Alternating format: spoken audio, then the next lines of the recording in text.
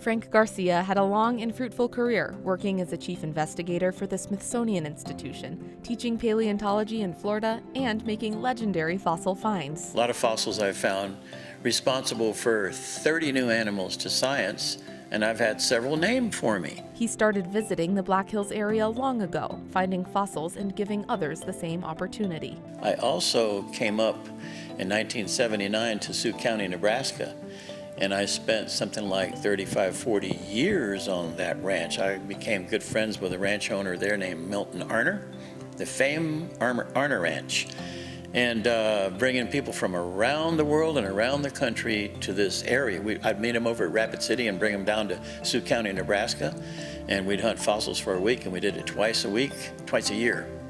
And I mean, we have some people that worked in the Pentagon, and one of my best friends who did the forward in my book that I wrote about the Arner Ranch, John Carson, he was a head man at George Washington University in Washington, D.C. So this is how important some of these people were. And he even wrote in my book, he says, people come up here and they love hunting fossils that are 35 and 40 million years old. He says, but when they stay up here for several days, they realize that it goes way beyond the fossils. Frank says it's about the atmosphere and retired about 8 years ago to the Black Hills, where he runs the World Fossil Finder Museum. We're going to put up a display. It's not up yet. And we're going to display, I have an antelope display. And of course, when I drove up here in 1979 and I was looking out the window out in the plains, I could see these antelope and I went, wow, look at that. Because in 1969, I found the ancestor of this direct antelope up here, and I found the ancestor in Florida, and they named it Subantelocapra Garcia. So I thought that, well, you know, I guess I do belong up here, you know. I found your ancestor, buddy. That's what I was talking to the antelope.